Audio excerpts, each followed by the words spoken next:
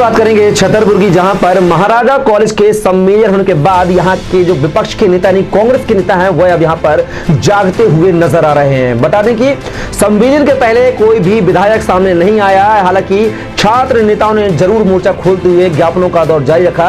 यहां तक कि एनएसयूआई के छात्रों ने भी मोर्चा खोला है, लेकिन एनएसयूआई के छात्र यानी कि जो कांग्रेस का अनुषंगिक संगठन है उसका भी साथ देते हुए यहां पर जनप्रतिनिधि नहीं दिखाई दिए। लेकिन सम्मेलन होने के बाद जरूर फॉर्मेलिटी के तौर पर बढ़ते हुए डैमेज को कंट्रोल करने के लिए छतरपुर के एक स्थानीय होटल में प्रेस वार्ता को संबोधित किया, जिसमें तीनों विधायकों ने जिले के कांग्रेस के 3 विधायक यानी कि छतरपुर विधायक आलोक चतुर्वेदी, राजनगर खजुराहो सीट से नाती राजा उर्फ विक्रम सिंह और वहीं महाराजपुर सीट से विधायक नीरज दीक्षित यहां पर मौजूद रहे।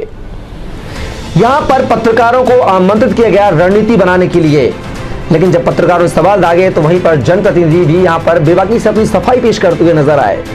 कुल मिलाकर अब विधायकों ने महाराजा कॉलेज के अस्तित्व को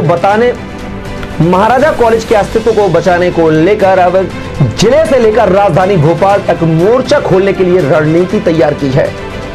छतरपुर विधायक आलोक चतुर्वेदी ने कहा कि छतरपुर के कांग्रेस विधायकों के साथ साथ छतरपुर के पत्रकार, यहां के जो आम नागरिक है वह हमारे साथ चले। भोपाल में हम छतरपुर के महाराजा कॉलेज के अस्तित्व को बचाने के लिए हर संभव लड़ाई करेंगे। यहां तक कि राज्यपाल से भी सब मामले को लेकर बात की जाएगी।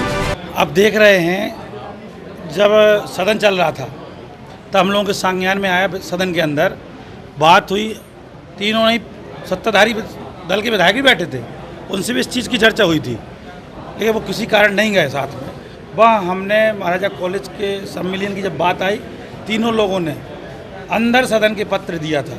इसके बाद आपका कोरोना लगा, बात दब गई, सोचा जी अभी पास नहीं होगा। फिर जब ये बात सामने आई है और आज 10 दिन के अंदर जो घटना घटी है, 10-11 दिन, इससे ज़्यादा दिन नहीं हुए, तो आप सबका जब सहयोग रहेगा तो और छतरपुर का जो धरोहर है इसके वापस लाने के लिए तन मन धन सबसे समर्पित होकर आंदोलन करेंगे। आप विद्यार्थियों से जुड़े रहे हैं, यूथ के विधायक हैं, इस पूरे जो निर्णय है सरकार का, इससे विद्यार्थियों का क्या नुकसान आप देखते हैं? छात्रों नुकसान क्यों नहीं होगा? आप देखते जहाँ आम परिवार का स्टूडेंट 5,000 और 3,000 में अपनी शिक्षा पूरी करता है, वहाँ 12 और 15,000 लगेंगे। इसके साथ इससे फ़ायदा होगा प्राइवेट यूनिवर्सिटियों को। जो प्राइवेट यूनिवर्सिटी हैं उन्हें फ़ायदा होगा कि जिनको यहाँ एडमिशन नहीं मिलेगा वो धड़ाक से वहाँ ले लेंगे। कौन कौन से कार्यालय छतरपुर से छीन लिए गए हैं, क्या कहेंगे? छतरपुर से आप पर्यावरण का कार्यालय देखें, नौगांव में आंगनबाड़ी केंद्र था, उसका हमने विरोध किया था, ध्यान आकर्षण भी लगाया था, लेकिन आया नहीं किसी कारणवश। नर्सिंग ट्रेनिंग सेंटर, ऐसे कई, नौगांव का एक सिंचाई विभाग का कार्यालय जिसका विरोध हुआ था, उसको भी निवाड़ी ले जा रहे थे, जो छतरपुर में स्थापित इन्होंने किया विरोध के बाद। तो ऐसे कई चीज़ें थी जो यहाँ से मनमानी तरीके से ले गए। एक बात सुनिए भैया, ऐसा है कि सदन के अंदर हर प्रतिनिधि जो चुन के पहुँचाए अपनी बात रखने का उसको अधिकार है। अब यदि सरकार यदि चाहती है तो चर्चा करवाती है।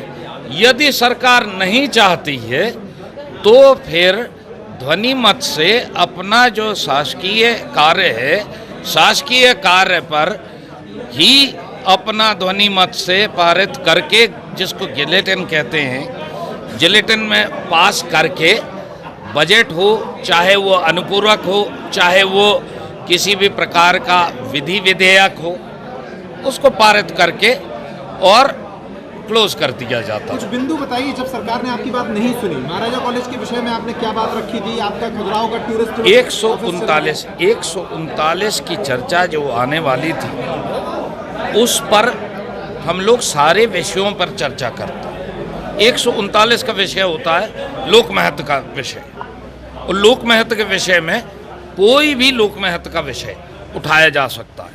उसके सदन को सूचना देनी पड़ती है, सूचना के उपरांत अध्यक्ष की मेहरबानी से उसमें समय मिलता है और अध्यक्ष उसमें समय देते हैं, घंटों का निर्धारण करते हैं, चर्चा होती है। महाराज